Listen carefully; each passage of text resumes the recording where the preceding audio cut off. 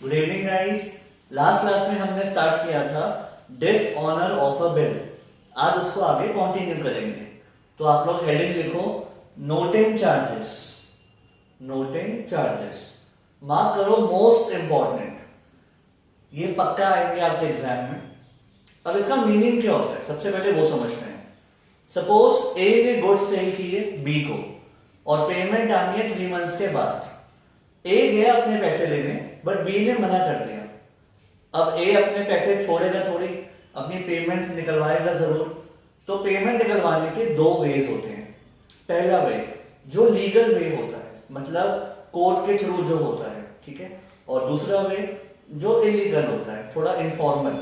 इसमें क्या होता है, आप एक दो फोन करोगे, अपने लिंक्स निकलवाओगे ताकि पेमेंट आ जाए, या फिर कुछ लोगों को लेके जाओगे और अपने पैसे निकलवाओगे। ठीक है, आई होप आप समझ पा रहे हो मैं क्या कहना चाह रहा हूं। बट जो दूसरा वे है वो बुक्स में नहीं है क्योंकि वो इलीगल है, तो हम उसको डिस्कस नहीं करेंगे, हम लीगल वे को डिस्कस करेंगे। ठीक है, तो स्टार्ट करते हैं। सबसे पहले सपोज ए ने गुड्स सेल किए बी को। A sold goods to B, 1 lakh के गुड्स सेल किए Jan 1 को, ठीक है, और बिल ड्रॉ किया 3 मंथ्स का। तो पेमेंट आनी है April 4 को। ए गया अपने पैसे मांगने बट बी ने मना कर दिया कि मैं नहीं दे रहा। तो अब ए क्या करेगा, ए जाएगा कोर्ट। तो ए गया कोर्ट में, ठीक है। बट ऐसे नहीं होता कि ए कोर्ट जाएगा और केस स्टार्ट हो जाएगा। कोर्ट में ऑलरेडी बहुत इंपॉर्टेंट केसेस चल रहे होते हैं और ये बहुत छोटी सी बात है। तो ए कोर्ट के अंदर नहीं जाएगा, कोर्ट के बाहर कुछ लोग बैठे होते हैं, आपने देखा होगा ऊपर अम्ब्रेला लगा होता है, ठीक है। कोर्ट के बाहर कुछ लोग आपको दिखेंगे, आपको उनके पास जाना है। उनको बोला जाता है notary public. They are called notary public, जो छोटे मोटे काम करते हैं। देखो सीधी सी बात है, अगर आपने लॉ की, LLB करी और अगर आप अच्छे लॉयर बने तो आप कोर्ट के अंदर बैठे होगे, और अगर आप अच्छे लॉयर नहीं बने, पढ़ाई अच्छे से नहीं करी, तो आप कोर्ट के बाहर बैठे होगे। ठीक है, हमें ये नहीं बनना। तो अब ए जाएगा इनके पास और इनको बताएगा कि सर ऐसे ऐसे है कि बी ने मेरे पैसे देने हैं, नहीं दे रहा, प्रूफ भी दिखाएगा। अब जो ये नोटरी पब्लिक है ये जाएगा बी के पास, ये गया बी के पास और उनसे पूछेगा कि मेरा क्लाइंट आया था और आपने उनके 1 लाख रुपए देने हैं, आज ड्यू डेट है, क्या आप दे रहे हो या नहीं दे रहे। ठीक है, बी ने मना कर दिया कि मैं दे ही नहीं सकता, due to any reason B नहीं दे रहा। तो नोटरी पब्लिक वापस आएगा, इस बात को लिख लेगा एक पेपर पे, ठीक है, और अपने साइन कर देगा। That is called noting. मतलब नोटरी पब्लिक बेसिकली एक प्रूफ बन चुका है कि हाँ मेरे सामने बी ने मना किया, ठीक है। इस बात को लिख के साइन कर देगा, स्टैंप लगा देगा, इसको बोलते हैं नोटिंग। अब ये नोटरी पब्लिक कोई सोशल सर्विस तो कर नहीं रहे जो आपकी फ्री में हेल्प करेगा, तो वो कुछ पैसे मांगेगा। ठीक है, किससे मांगेगा, ए से, क्योंकि ए आया था इसके पास। तो नोटरी पब्लिक कुछ पैसे लेगा, सपोज 1000 रुपीज अपनी फीस लेगा। That is called noting charges. ठीक है, तो इसका मतलब ए के ऊपर एक और नुकसान हो गया, 1000 रुपीज देने पड़ गए। बट क्या ए की गलती है? ये पूरा प्रोसेस किसकी वजह से हुआ? ये हुआ बी की वजह से, क्योंकि उसने पेमेंट नहीं करी। तो ये नुकसान ए नहीं झेलेगा, इसका बर्डन ए अपने ऊपर नहीं लेगा। जब अपने पैसे निकलवाएगा ना कोर्ट के थ्रू, तो ये 1000 रुपीज भी निकलवाएगा। ठीक है, दोबारा सुनना। ए गया था नोटरी पब्लिक के पास, नोटरी पब्लिक गया था बी के पास, ठीक है, फिर बी ने मना कर दिया, तो ये बात लिखी गई, नोटिंग हुई। ठीक है, अब इसके लिए कोई चार्जेस पे करे, किसने पे करे, ए ने, क्योंकि क्लाइंट तो फिलहाल वही है, बट गलती उसकी थोड़ी है, तो चार्जेस इसने पे करे हैं, बट रिकवर किससे करवाएंगे, बी से। तो अल्टीमेटली ये बर्डन, नोटिंग चार्जेस का बर्डन किसके ऊपर आएगा, बी के ऊपर आएगा। ठीक है, तो एक नोट लिख लो, इसके लिए एक नोट लिख लो। नोटिंग चार्जेस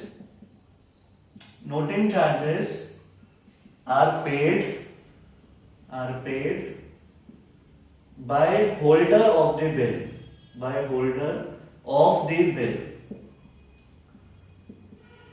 मतलब फिलहाल कौन पे करेगा, जिसके पास बिल है, जो होल्डर है, but it is an expense, it is an expense for the drawing. In short, जिसके पास बिल है फिलहाल तो वो जाके सारी फॉर्मेलिटीज करवाएगा और नोटिंग चार्जेस पे कर देगा, बट इसका बर्डन कौन बेयर करेगा? ड्रॉइंग, क्योंकि गलती किसकी है? उसकी है। ठीक है, तो it is an expense for the drawing. Clear? यहां तक लिख लो, फिर स्टार्ट करते हैं। अब करेंगे केस 1। आप लोग हेडिंग लिखो, when the bill is retained by the drawer, retained by the drawer. जब बिल ड्रॉर के पास ही होता है, इट मीन्स किसी को भी नहीं देगा। ठीक है, example number 1, A sold goods to B, A sold goods to B for rupees 1 lakh, for rupees 1 lakh. Bill was drawn and accepted. Bill was drawn and accepted. Full stop. On due date, the bill was dishonored. On due date, the bill was dishonored. And noting charges paid by A, and noting charges paid by A, rupees 1000, rupees 1000. ठीक है, on due date the bill was dishonored and noting charges paid by A, rupees 1000. Question को एक बार read कर लो, फिर start करते हैं। सबसे पहले A ने गुड्स सेल किए B को, तो A की बुक्स में first entry B to sales 1 lakh, और बी की बुक्स में उसने गुड्स खरीदे, purchases to A 1 lakh, right. फिर उसके बाद बिल ड्रॉ हुआ और एक्सेप्ट हुआ, तो ए के पास आएगा B R to B 1 lakh. A के लिए है ये एसेट, और उसके लिए bills payable A to bills payable 1 lakh. इसके लिए है लाइबिलिटी। यहां तक ओके। अब on due date the bill was dishonoured, बस अभी यहीं तक देखो। ड्यू डेट पे ए गया बी के पास, बट बी ने मना कर दिया। भूल जाओ नोटिंग चार्जेस हैं, बिना नोटिंग चार्जेस के क्या एंट्री होगी वो सोचो, जो लास्ट में सिखाई थी। जब ए गया और बी ने मना कर दिया, तो यहां पे एंट्री होगी B to B R. Reason B R खत्म, क्योंकि डेट निकल गई, और तो हम फेंकेंगे नहीं, बट हमारे लिए बेकार हो गया। ठीक है, बट इसको रखेंगे एज ए प्रूफ। बट हम बी को छोड़ेंगे थोड़ी, पैसे जरूर लेंगे, तो वो फिर से बन गया हमारा एसेट। 1 लाख देने हैं और बी आर खत्म। अभी मैं एज्यूम कर रहा हूं नोटिंग चार्जेस नहीं है। ठीक है, और बी की एंट्री करेगा कि बीपी खत्म, पेमेंट तो करी नहीं, बीपी बेकार हो गया, और ए फिर से लाइबिलिटी बन गया, ए फिर से लाइबिलिटी बन गया, क्योंकि ए हमें नहीं छोड़ने वाला। ठीक है, अब बात करते हैं नोटिंग चार्जेस की, बहुत ध्यान से सुनना। ए गया था कोर्ट, नोटिंग चार्जेस पे करके लाया, राइट। फिलहाल पैसे किसके गए? फिलहाल तो गए ए के। ए कोर्ट गया और नोटरी पब्लिक को 1000 रुपीज देने पड़ गए। ठीक है, उस पूरे प्रोसेस के लिए। तो फिलहाल ए का कैश गया, और कैश जब जाता है तो एसेट कम होता है, तो ए बोलेगा कि मेरा कैश गया। कितना कैश गया? 1000 रुपीज। बट क्या इसमें ए की गलती है? नहीं। तो वो पैसे हम किससे रिकवर करवाएंगे? बी से, क्योंकि एरर किसका है? बी का। तो मैं बोलूंगा कोर्ट में कि सर मेरे 1 लाख तो निकलवाओ, प्लस 1000 रुपीज भी मेरे को चाहिए। तो मैं बी से कितने लूंगा? 1,01,000। ठीक है, एक बार दोबारा, ए ने गुड्स सेल किए थे बी को, बी ने पैसे नहीं दिए, तो ए गया कोर्ट में नोटरी पब्लिक के पास, फिर ये गया था वहां पे प्रोसेस पूरा करने के लिए, फिर इसने 1000 रुपीज नोटिंग चार्जेस मांगे ए से, क्योंकि ए उसका क्लाइंट है।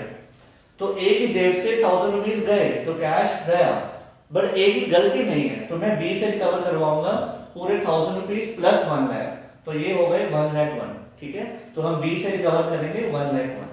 यहां तक ओके। अब बी की बात करते हैं। बी बोल रहा है कि मैंने बीबी की पेमेंट नहीं करी, चलो लायबिलिटी खत्म। ठीक है, और इसने ए को पे करने हैं, बट 1 लाख नहीं पे करने हैं, इसने 1,01,000 पे करने हैं। क्यों? क्योंकि नोटिंग चार्जेस का बर्डन उसके ऊपर आएगा, तो एक्सपेंस इसके लिए है, और एक्सपेंस क्या होता है? डेबिट। तो ये बोलेगा नोटिंग चार्जेस डेबिट 1000, और इसने अब ए को पे करने हैं पूरे 1,01,000। ठीक है, एक बार दोबारा, बीपी कैंसिल, जितने का बीपी था वो कैंसिल हुआ। नोटिंग चार्जेस इसका एक्सपेंस। अब आप बोलोगे सर अभी इसने पे थोड़ी किया है, अभी क्यों दिखा रहे हो? एक्रूअल एजम्पशन, जिस टाइम का एक्सपेंस है उसी टाइम दिखा दो। पे तो करना पड़ेगा ना, बर्डन तो इसी के ऊपर आएगा, तो जिस टाइम का एक्सपेंस है उसी टाइम दिखा दो। नोटिंग चार्जेस हो गए डेबिट, और इसने ए को देने हैं पूरे 1,01,000। ठीक है, आई होप थोड़ा सा समझ में आ गया होगा, यहां तक लिख लो। अब तो स्टूडेंट्स को डाउट आएगा कि सर यहाँ पे टू कैश क्यों लिखा है, यहाँ पे टू नोटिंग चार्जेस लिख देते हैं तो भी तो ठीक है, क्योंकि इसका नाम तो वही है, बट यहाँ पे आप नोटिंग चार्जेस नहीं लिख सकते। दो रीजन। पहली बात, नोटिंग चार्जेस किसका एक्सपेंस है? इसका, बी का, तो वही दिखाएगा ना, हम क्यों दिखाएंगे? एक ही खर्चे को दो लोग नहीं दिखा सकते, जिसका खर्चा है वही दिखाएगा। दूसरी बात, एक्सपेंस होता है डेबिट। अगर आप नोटिंग चार्जेस यहां दिखा रहे हो क्रेडिट में, इसका मतलब आपने तो इनकम दिखा दी, बट हमारी इनकम थोड़ी हुई है, तो इसलिए हम नोटिंग चार्जेस नहीं लिख सकते, हम लिखेंगे टू कैश, दैट्स इट। हम बस ये दिखाएंगे हमारे पैसे गए, हमारे ऊपर बर्डन नहीं है, बस फिलहाल के लिए पैसे गए, रिकवर तो हम बी से करवा ही लेंगे, तो हमारा एक्सपेंस है ही नहीं, तो मैं नोटिंग चार्जेस का नाम नहीं लिखूंगा, क्योंकि वो मेरा एक्सपेंस है ही नहीं, मेरा बस कैश गया जो रिकवर हो जाएगा। एक्सपेंस किसका है? उसका, तो वही दिखाएगा। ठीक है, लिख लो। अब करेंगे केस 2। आप लोग हेडिंग लिखो पहले। When the bill is discounted, when the bill is discounted, जब ए अपना बिल बैंक से डिस्काउंट करवा देता है क्योंकि उसको जल्दी पेमेंट चाहिए थी, राइट? तो इसका एग्जांपल लिखो। A sold goods to B, A sold goods to B for rupees 60,000. A sold goods to B for rupees 60,000. Bill was drawn and accepted. Bill was drawn and accepted. Few days after the bill was drawn, few days after the bill was drawn, comma, A got the bill discounted. A got the bill discounted from his bank, from his bank at a discount of 1,000. At a discount of 1,000. Few days after the bill was drawn, A got the bill discounted from his bank at a discount of 1,000. Full stop. On due date, the bill was dishonored. On due date, the bill was dishonored, and noting charges paid by bank, and noting charges paid by bank rupees 500. Noting charges paid by bank rupees 500. ठीक है, start करते हैं। सबसे पहले A sold goods to B, तो ए की books में first entry B2 sales, कितने के सेल किए? 60,000। बी की बुक्स में फर्स्ट एंट्री परचेजेस टू ए, 60,000। फिर बिल ड्रॉ हुआ, ठीक है, तो BR to B 60,000, A to BP, bills payable 60,000। फिर उसके बाद ए ने ये बिल डिस्काउंट करवा लिया एट ₹1000, ठीक है, क्योंकि उसको जल्दी पेमेंट चाहिए थी। तो उसकी एंट्री क्या होती है, bank discounting charges to BR। इसका BR तो गया, इसने बैंक को दे दिया, ठीक है, लेकिन बैंक ने पूरे पैसे नहीं दिए, 1000 रुपीज कट कर लिए, तो उसके अकाउंट में कितने आए होंगे, 59,000, राइट। इन शॉर्ट पैसे आ गए, चार्जेस कट हो गए और BR गया, कहां गया, बैंक के पास। इस दिन बी कोई एंट्री नहीं करेगा, ठीक है। फिर ड्यू डेट पे कौन जाएगा बी के पास, बैंक। बैंक गया अपने पैसे मांगने, बट बी ने मना कर दिया, तो अब बैंक किसको पकड़ेगा, ए को। बट उससे पहले एक और काम करना है। अब वो क्या, यहां देखो, ए ने गुड सेल किए बी को, ठीक है, ए के पास BR आया, बी के पास BP। फिर ए ने ये बिल डिस्काउंट करवा लिया बैंक से, क्योंकि उसको जल्दी पैसे चाहिए थे। अब बिल किसके पास है, अब बैंक के पास है। ड्यू डेट पे बैंक गया बी के पास, बट बी ने मना कर दिया, तो बैंक अपने पैसे किससे ले लेगा, ए से, उसके अकाउंट से काट लेगा। बट ये करने से पहले बैंक को एक काम करना पड़ेगा। इस टाइम पे होल्डर कौन है, बिल किसके पास है, बैंक के पास, तो बैंक जाएगा कोर्ट और वो फॉर्मेलिटीज पूरी करवाएगा, ठीक है। और तो बैंक को कोई टेंशन नहीं है, ए से ले सकता है, बट ये रिस्पॉन्सिबिलिटी उसी की होती है जिसके पास बिल होता है ड्यू डेट पे। तो अब बैंक जाएगा कोर्ट, ठीक है, पूरी फॉर्मेलिटीज करवाएगा, नोटिंग चार्जेस पे करेगा, उसके बाद सारे पैसे ए से ले लेगा, ठीक है। ऑब्वियसली नोटिंग चार्जेस का बर्डन बैंक तो अपने ऊपर लेगा नहीं, वो सारे पैसे ए से ले लेगा, और ए अपने सारे पैसे किससे रिकवर करवाएगा, बी से, जब भी मिलेंगे। तो एंट्री कैसे होगी, यहां देखना, अगर नोटिंग चार्जेस नहीं होते तो एंट्री होती ए की बुक्स में B to bank. Reason, B से लेने हैं और बैंक अपने पैसे कट कर लेगा, तो हमारे अकाउंट से पैसे गए, कितने जाने थे, 60,000, क्योंकि 60,000 का बिल है, बट बैंक ने 500 और पे करे हैं कोर्ट को, वो भी तो पैसे रिकवर करवाएगा ए से। सीधी सी बात है, बैंक ने जो 500 दिए वो नुकसान बैंक क्यों झेलेगा, बैंक किसको जानते हैं, ए को। बैंक अपने पूरे पैसे किससे लेगा, ए से, तो बैंक तो हमारे अकाउंट से काट लेगा 60,500, ठीक है, बैंक ने हमारे अकाउंट से काट लिए, और हम किससे लेंगे सारे पैसे, बी से, तो हम बी से ले लेंगे, अभी लेंगे बाद में, ठीक है, अभी आए नहीं है, ले लेंगे, बट हमने बैंक को तो पे कर दिया। अब बात करते हैं बी की। बी बोलेगा BP कैंसिल, ठीक है, अल्टीमेटली नोटिंग चार्जेस इसी का खर्चा है, तो इसी ने दिखाने हैं नोटिंग चार्जेस, अपना एक्सपेंस, ठीक है, और इसने सारे पैसे किसको देने हैं, ए को। अगर आप ध्यान से देखो बी की बुक्स में तो वही एंट्री है, सेम जो केस 1 में थी, BP कैंसिल, नोटिंग चार्जेस इसका खर्चा, और अल्टीमेटली इसे सारे पैसे किसको देने हैं, ड्रॉर को। बी की बुक्स में हमेशा यही एंट्री रहेगी, ठीक है, बट ए की बुक्स में क्या होगा, बी से लेने हैं और बैंक को सारे पैसे दे दिए। अब यहां पे एक डाउट आएगा कि सर यहां पे आपने टू कैश क्यों नहीं लिखा, अलग से 500 ऐसे लिखा दो और यहां पे ऐसे 60,000 लिखा दो।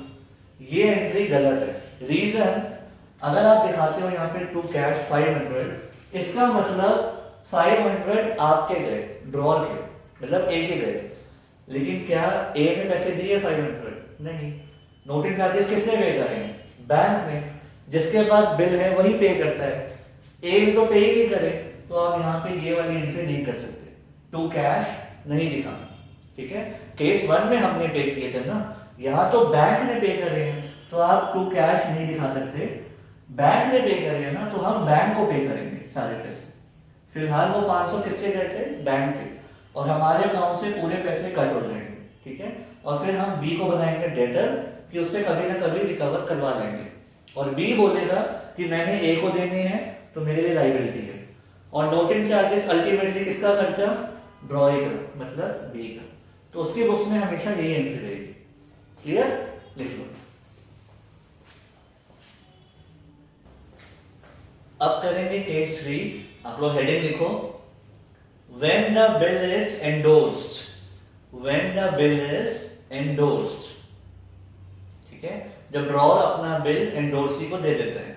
Example, A sold goods to B, A sold goods to B for rupees 1 lakh, for rupees 1 lakh. Bill was drawn and accepted, bill was drawn and accepted. A endorsed the bill in favor of C, A endorsed the bill in favor of C. Full stop. On due date, the bill was dishonored. On due date, the bill was dishonored. And noting charges paid by C, and noting charges paid by C rupees 1000. ठीक है, एक बार read कर लो फिर start करते हैं। तो सबसे पहले A sold goods to B, तो A की बुक्स में फर्स्ट एंट्री क्या आएगी, B to sales।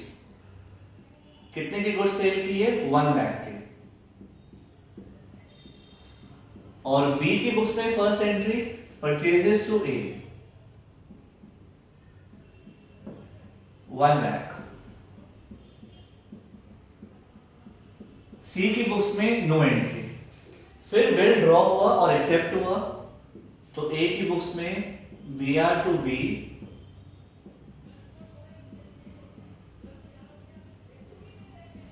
यहां पे A टू BP, इसके लिए लाइबिलिटी।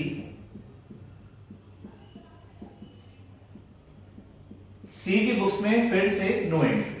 ठीक है, फिर A ने एंडोर्स किया अपना बिल C को, A ने अपना बिल C को दे दिया, तो यहां पे एंट्री होगी C टू BR।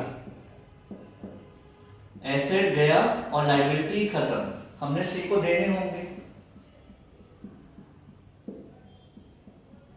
और C की एंट्री करेगा, BR आ गया तो BR टू A, एसेट आ गया और डेटर क्लोज। B को इस दिन कोई मतलब नहीं है। ठीक है, तो बहुत ध्यान से देखना, A ने गुड्स सेल किए थे B को, A के पास था BR, इसके पास था BP। फिर A ने अपना बिल दिया C को, अब BR किसके पास है, C के पास। तो ड्यू डेट पे कौन जाएगा B के पास, C गया पैसे मांगने, बट B ने मना कर दिया, तो C किससे लेगा, A से, और A किससे लेगा, B से। बट ये सब करने से पहले C को एक रिस्पॉन्सिबिलिटी पूरी करनी है, क्योंकि होल्डर कौन है, C है। तो C जाएगा कोर्ट में और नोटिंग चार्जेस पे करेगा। तो फिलहाल नोटिंग चार्जेस किसने पे करे, C ने। तो कैश किसका गया, C का, बट वो सारे पैसे किससे लेगा, A से। तो अब C की बुक्स में देखो क्या एंट्री होगी, C बोलेगा BR खत्म। ठीक है, BR जितने का था उतने का ही खत्म होगा, और C का कैश गया 1000 रुपीज। C का कैश गया, BR खत्म, और वो सारे पैसे किससे रिकवर करवाएगा, A से। राइट, 1,01,000। अब A की नजरों से देखो, C को देने हैं और किससे लेने हैं, B से लेने हैं। तो A बोलेगा मैं सारे पैसे B से लूंगा, B मेरे लिए एसेट, और C को दूंगा, C मेरे लिए लाइबिलिटी। तो ये एंट्री करेगा 1,01,000 की इस तरीके से। ठीक है, एक बार दोबारा, C अपने पैसे किससे रिकवर करवाएगा, A, और A किससे लेगा, B से। तो A की नजरों से सोचो, B से लेने हैं और C को देने हैं, तो एक हो गया एसेट और एक लाइबिलिटी, पूरे 1,01,000। अब आप बोलोगे सर यहां पे क्यों नहीं आया टू कैश, क्योंकि फिलहाल नोटिंग चार्जेस A ने पे नहीं करे, किसने पे करे हैं, C ने, तो उसके बुक्स में दिखा तो दिया टू कैश। ठीक है, अब B की बात करते हैं। B बोलेगा BP कैंसिल, क्योंकि मैंने अपनी लाइबिलिटी पे नहीं करी, खत्म। नोटिंग चार्जेस अल्टीमेटली इसका खर्चा है, तो यही एक्सपेंस दिखाएगा, और ये सारे पैसे किसको देगा, A को, मतलब ड्रॉअर को। तो इसकी बुक्स में हमेशा यही एंट्री आएगी, बीपी कैंसिल, नोटिंग चार्जेस, इसका एक्सपेंस, और इसमें देने हैं ड्रॉर को पूरे पैसे, ठीक है। और ए बोलेगा बी से लेंगे, सी को देंगे, और सी बोलेगा बी आर कैंसिल और कैश गया, और सारे पैसे ए से रिकवर करवाएंगे, ठीक है। एक बात हमेशा ध्यान रखना, बी आर और बीपी हमेशा उतने से ही कैंसिल होंगे जितने के वो थे। मतलब बी आर में 1 लाख वैल्यू आएगी, बीपी में भी 1 लाख आएगी। बी आर और बीपी में 1 लाख 1000 मत लिख देना, ठीक है, लिख लो। अब करेंगे केस 4। आप लोग हेडिंग लिखो, when the bill is sent to bank for collection, when the bill is sent to bank for collection, ठीक है। Example, A sold goods to B, A sold goods to B for rupees 20,000. Bill was drawn and accepted. Bill was drawn and accepted. A sent the bill to his bank for collection. A sent the bill to his bank for collection, full stop. On due date, the bill was dishonored. On due date, the bill was dishonored and bank paid ₹100 and bank paid ₹100 as noting charges. ₹100 as noting charges, ठीक है। Start करते हैं। सबसे पहले ए ने goods sale किए B को, तो ए की बुक्स में first entry B to sales, amount 20,000, और बी की बुक्स में first entry purchases to A 20,000। फिर उसके बाद बिल ड्रॉ हुआ और एक्सेप्ट हुआ, तो ये करेगा B R to B,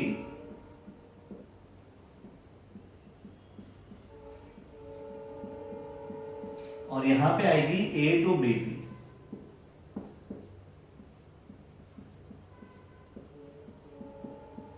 right. फिर ए ने अपना बिल बैंक को दे दिया और उनको बोला कि आप जाके पैसे ले आना। A send the bill to bank for collection, ठीक है। हमें पैसे नहीं चाहिए अभी, पैसे ड्यू डेट पे चाहिए, बस आप रख लो बी आर।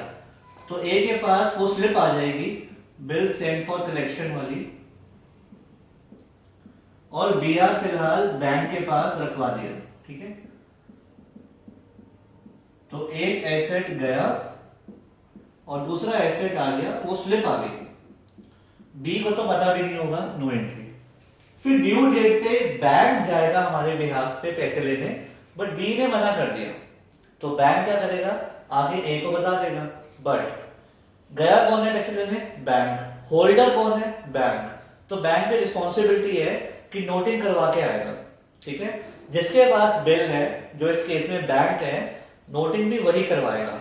तो यहां पे कैसे होगा, ध्यान से देखना, बी से लेंगे, बिल सेंड फॉर कलेक्शन खत्म, बिल सेंड फॉर कलेक्शन खत्म, वो स्लिप खत्म, ठीक है। अब शायद डाउट आएगा कि सर बी आर क्यों नहीं आया, क्योंकि बी आर तो पहले क्लोज हो चुका है, तो बी आर नहीं आएगा, नीचे आएगा तो bill send for collection.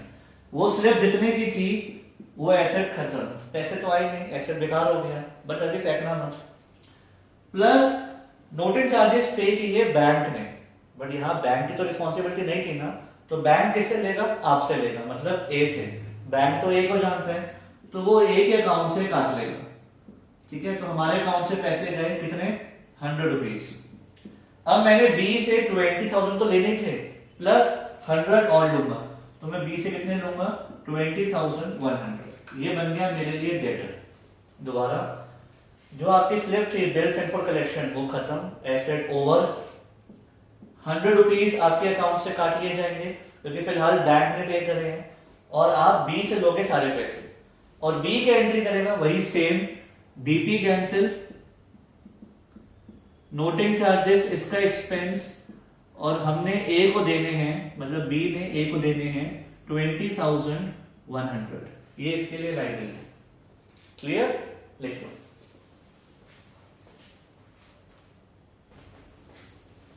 So guys, यहां पे ये टॉपिक हमारा कंप्लीट होता है, नोटिंग चार्जेस और डिसऑनर वाला। अब आप सारे केसेस अच्छे से रिवाइज कर लेना, उसके बाद कुछ क्वेश्चंस मैं आपको होमवर्क दे रहा हूं, वो आप जरूर ट्राई करना। ठीक है? सी यू इन नेक्स्ट क्लास।